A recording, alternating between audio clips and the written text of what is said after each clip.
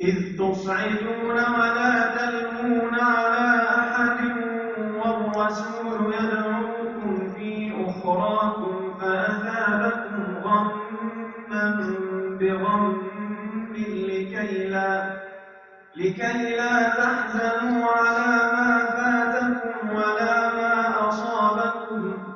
والله خبير بما تعملون. ثم أنزل عليكم من بعد الغم أمنة نعاسا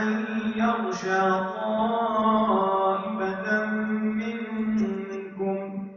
وطائفة قد أهمتهم أنفسهم يظنون بالله غير الحق ظن الجاهلية يقولون هل لنا من الأمر من شيء قل إن الأمر كله لله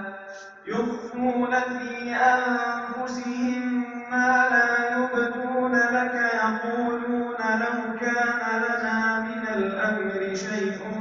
ما قتلنا هاهنا قل لو كنتم في بيوتكم لبرز